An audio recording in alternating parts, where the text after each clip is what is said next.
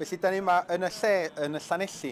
Mae rhyw fath o ganolfan neu hub Cymraeg. Mae Owain Glenys wedi setio fyny. Mae le diddorol iawn. Dwi wedi bod yma o'r blaen yn gweld ambell i gig Cymraeg.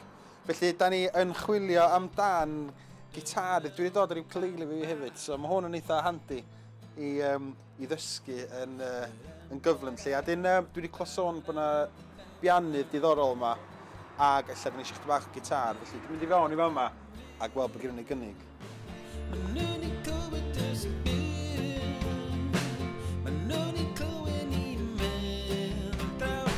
Wnaethon ni brynu'r deilad yma 2 flynedd nôl, jyst achos ni moyn trial datblygu rhywbeth i trial Cymreigio y dre. Beth mae hwn yn mynd i wneud yw gobeithio rhoi cyfle iddyn nhw i siarad Cymraeg, wario mewn bands, wneud prosiectau bach eitha, falle dibwys i raddau, ond o leia am y Gymraeg trwy popeth. Hwna perffaith, ie? Heddi fi yma i chwarae o ukulele.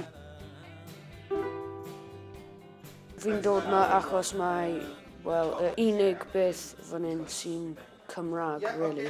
1, 2, 3. Oedden ni'n mynd yn dda, a oedd yn rili hwylus, a fi'n rili hapus i bod yn rhan o Pethau Bychain oherwydd. Oedd hwn fel dream fi, achos oedd fi'n hoffi fel bod yn studio a chwarae gitar a bethau. Alright man, cool. Swant, ti'n hapus yma?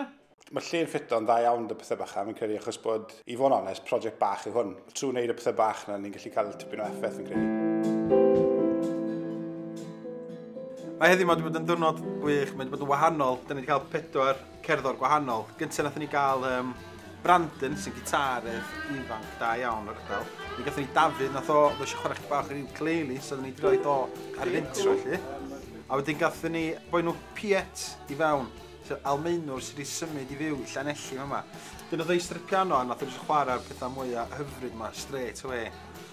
Wedyn yn olaf, gathon ni Darren Richards, mae Darren yn dysgu gitar pethau rownd yr ardal.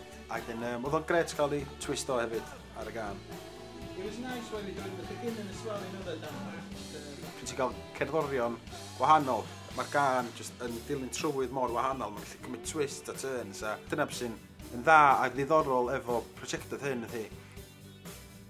Mae'r gan yn dechrau cymryd siap, ddiddorol mynd yn ôl i'r studio, gwrando ar pethau yn iawn, ond ie, mae'n siapio.